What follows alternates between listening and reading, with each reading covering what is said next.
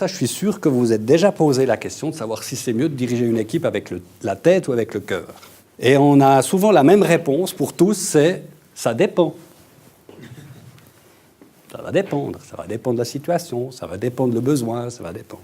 Comme entrepreneur, vous vous dites quand vous faites quelque chose, pourquoi des fois ça marche, puis des fois ça ne marche pas. On s'organise au travail, souvent, sur 2 piliers. Les hard skills, on parle structure, processus, système, mesure, contre-mesure, etc., etc. Ça, on a déjà tous entendu, on a tous fait. Des fois, ça marche, des fois, ça ne marche pas. L'autre pilier, c'est les soft skills, le feeling, la relation interpersonnelle, les caractères des gens, etc., etc. Tout ce qu'on peut lire dans les livres à ce sujet, c'est extrêmement clair. C'est soit l'un, soit l'autre, soit les deux combinés. Est-ce qu'il n'y a pas d'autre solution? C'est un peu la question qu'on se pose ici. Est-ce qu'il n'y a pas d'autre solution, franchement? Si on essaye l'approche dure, on parle stratégie, processus, système, QG, hub, clusters, toutes ces choses-là, on crée de la complexité supplémentaire. J'ai un exemple dans une entreprise que j'ai accompagnée. Ils cherchaient une solution pour maîtriser la croissance tout en facilitant le travail de leurs commerciaux. Vous savez ce qu'ils ont fait? L'idée de génie du boss, il me dit « Oh, c'est facile, on va créer un SMR, Sales Management Record ». Un magnifique outil créé par des pros de l'informatique qu'aucun commercial comprenait. On ne savait pas du tout à quoi ça servait. Et puis c'était en plus destiné à un public de geeks. C'est l'exemple typique d'un outil compliqué pour une situation compliquée qui gère de la complexité. J'ai encore un autre exemple. Dans une grande entreprise, une fois, il y avait un problème entre le back-office et le front-office. Puis tout le monde se réunit autour de cette problématique-là. Et les mecs, ils viennent comme ça en séance, puis ils nous font... moi, je crois que j'ai une idée. On va créer un middle office. Comme ça, on est sûr de créer de la complexité entre le front office et le middle office, et puis de la complexité entre le middle office et le back office. C'est sûr.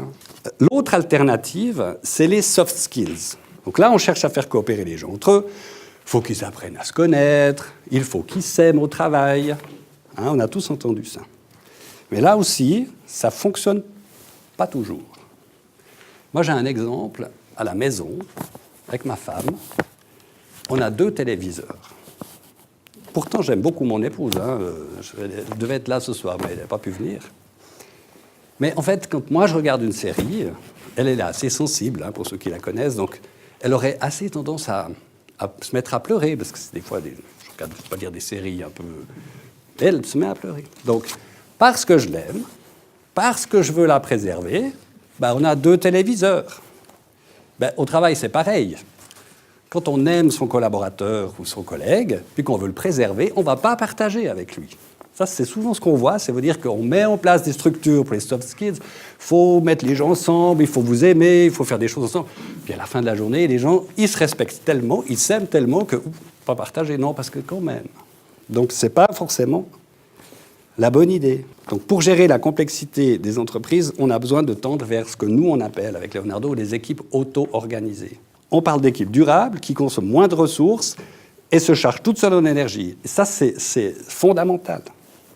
Vous connaissez sans doute que dans la nature, il y a des choses qui sont organisées toutes seules. Il n'y a pas de chef oiseau ici. Il n'y en a aucun.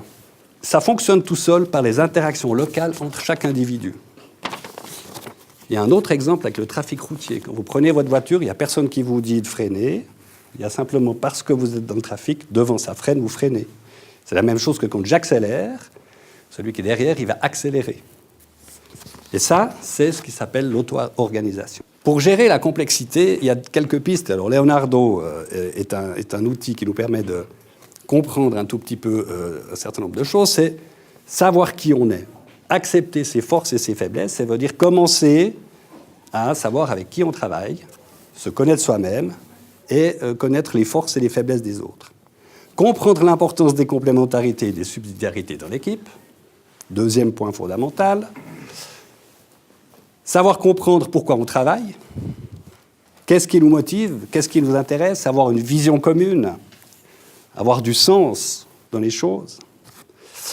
Créer les propres critères de succès, ça c'est fondamental, c'est-à-dire qu'ils ne doivent pas être hérités par le système, mais il faut que les gens et les équipes puissent les créer eux-mêmes. Et finalement, s'auto-organiser, devenir une équipe capable de savoir qui sont les gens qui la composent. Ça m'amène à vous présenter le modèle Leonardo, qui est assez intéressant quand on entend tout ça, parce qu'on a un premier niveau qui nous permet de parler des axes de préférence comportementale. Donc on va pouvoir identifier au niveau individuel si je suis plutôt feeling, analytique, structuré, pratique, conceptuel ou extraverti, etc. Ça, c'est le premier niveau.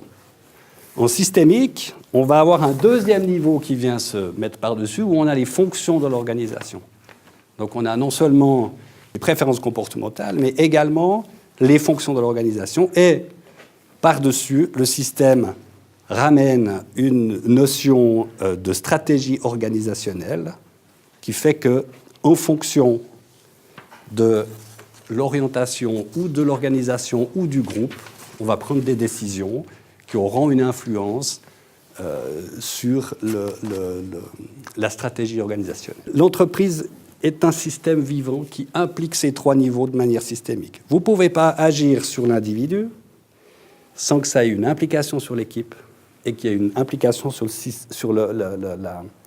les stratégies organisationnelles. Et inversement, s'il y a une décision qui est prise au niveau stratégie organisationnelle, ça va impacter sur l'équipe et donc du coup les individus qui la composent. Finalement, lorsque l'entreprise est capable d'appliquer ces principes, on n'est plus en train de courir après le bénéfice et la performance, mais on met en place plutôt une saine coopétition qui nous permet de développer les émotions et de recevoir en retour de la performance, plus de plaisir et plus de bénéfices.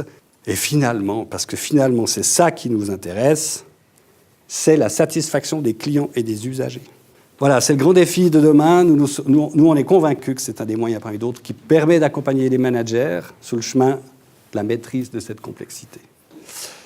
Bon, pour conclure, je dirais simplement que tout ça, ça dépend de nous. Qu'en pensez-vous? Je vous pose la question. Voilà, je vous remercie de m'avoir écouté.